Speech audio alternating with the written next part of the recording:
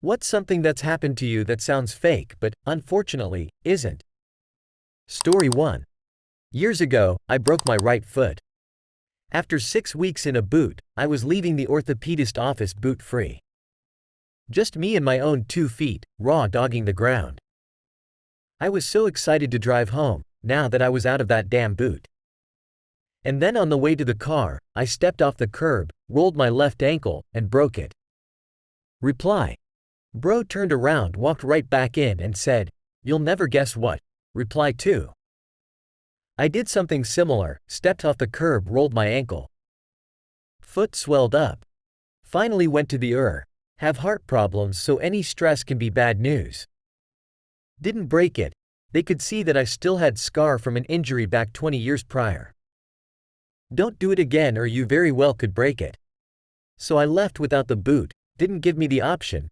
As I was stepping off the curb, guess what I did? You guessed it, rolled the ankle. Turned around and just made my way back to the room I had just minutes before. They were empty that night, surprisingly. They hadn't fully processed my discharge papers. They asked if everything was okay. I told them what happened. They gave me the boot, after checking if I broke it. Story 2. A huge tree branch fell through the roof in my bedroom during a storm, and about a minute after that a couple raccoons fell into my room. Story 3. My grandmother prevented the neighbor boy from kidnapping our next-door neighbor. Our house was the bus stop. I woke up sick that morning and didn't go to school. Grandma was the neighborhood grandma and kept an eye on the kids that were at the stop every morning. She was watching the girl at the corner. She was the only one riding that morning. Looked back and she was gone. He was dragging her across our backyard with a knife to her throat. My grandma ran at him screaming and throwing rocks at him while I called the cops. She won Citizen of the Year in our city. Reply. I love the thought of someone kind, quietly keeping an eye on children to keep them safe. Reply 2. I did this when I was 12.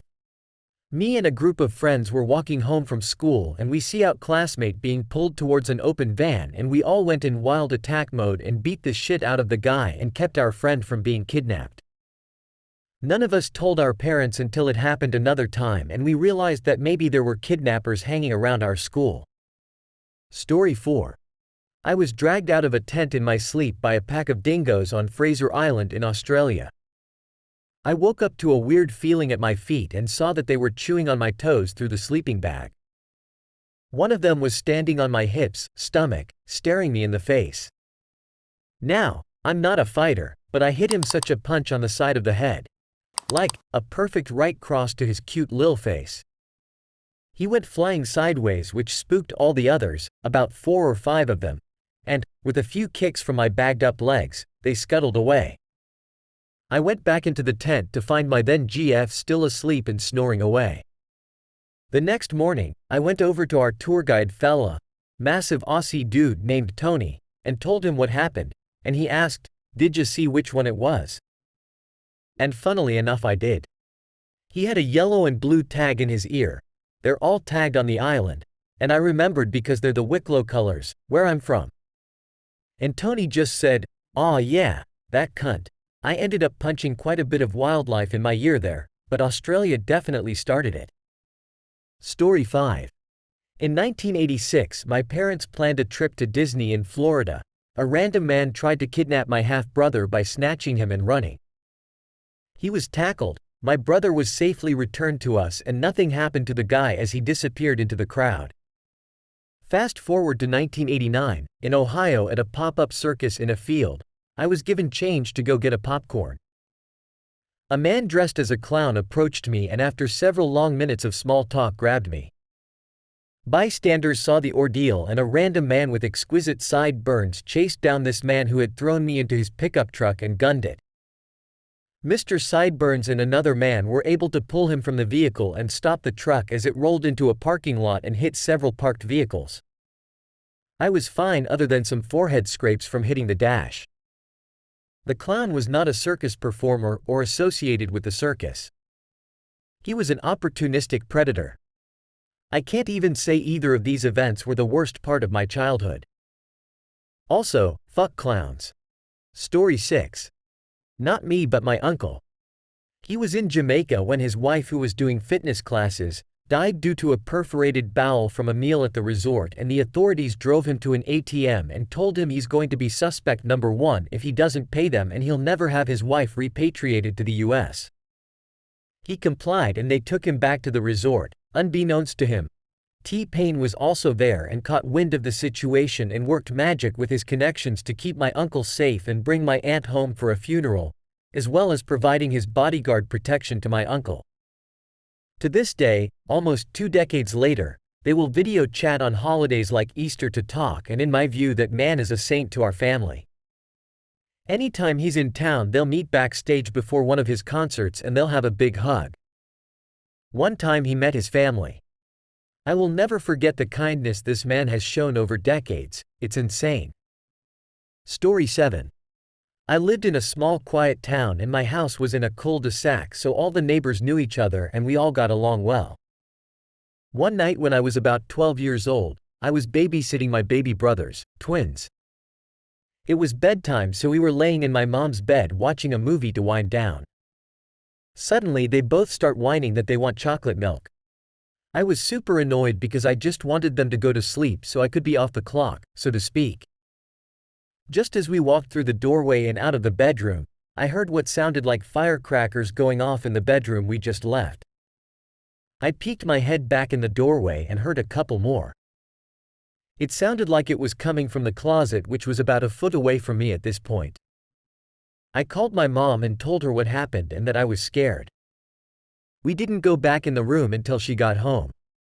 Once she was home, we discovered several bullet holes throughout the bedroom, in the walls, in the closet door, and one in the corner of the TV, so we called the cops.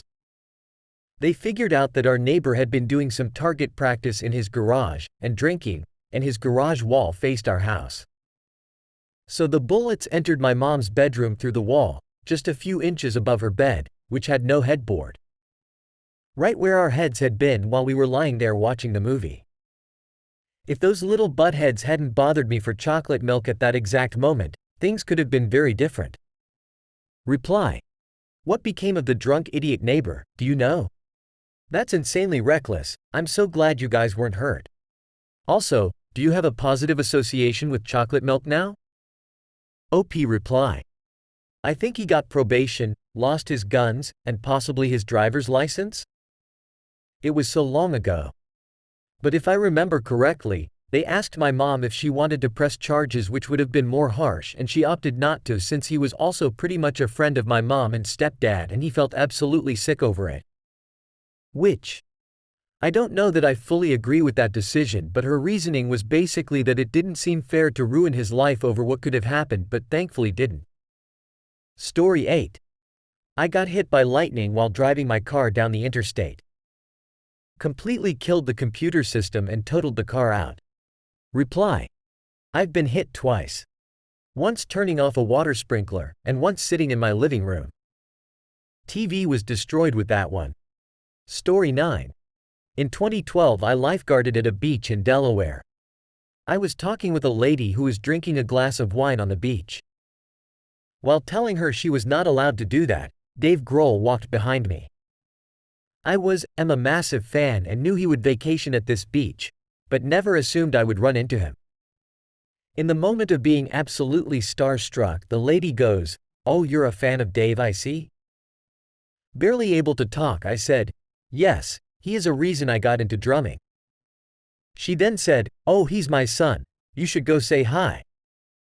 I let her drink the wine and I was able to talk to my music idol for a solid 20 minutes. One of the best days of my life. The next day I had off and invited my best friend to go to the beach with the hope to run into him again. I stopped at my local music shop and bought a pair of his drumsticks. Somehow was able to run into him again. Got a picture with him and my best friend and he signed the drumsticks. I gave one to one of my other close friends who played drums as well, the other is on my wall in a glass box. Story 10. My childhood best friend's mom passed away by drowning. My best friend then died a couple of months later by being hit by an 18-wheeler on the side of the road. Her father then died a few months later from throat cancer. Lost my entire second family in under a year due to unrelated incidents.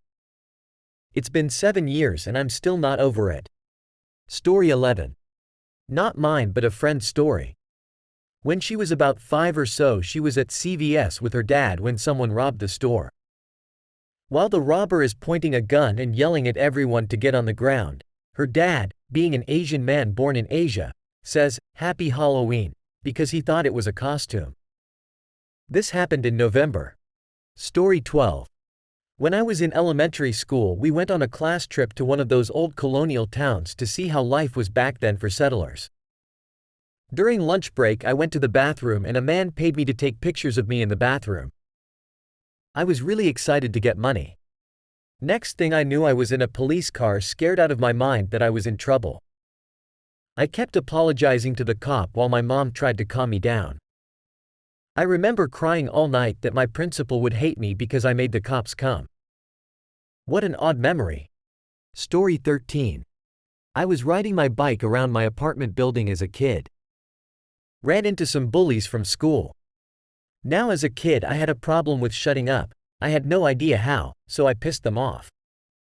So I was riding my bike as fast as possible to get away from them. They were also on bikes, when I got something on the ground and went flying. A few things to note: I was a tiny little girl, like 70 pounds tops. I was poor, so my bike was used, a bit rusty, and most importantly, missing handlebar grips. The combination of speed, my weight, and whatever I hit, launched me more up than forward. So I hit something, the bike fell on its side, and then I fell on the bike. Felt like it knocked the wind out of me, and I knew it had to be bad because one of the bullied pedaled away as fast as possible. The other one helped me home and saying that this doesn't make us friends on the way. Left our bikes where they were. I didn't care, my midsection hurt where I landed. Got home and my mom turned to greet me and practically screamed that I was bleeding. I looked down and realized that I was bleeding a lot from my stomach and fainted. I woke up at the hospital later to find out that I had landed onto a bike handle which has impaled me through my midsection. About halfway through, me missed my organs just barely and left me with a neat scar and a story no one believes until they see the scar. Hey, stop. Stay safe. Subscribe for more. Yo.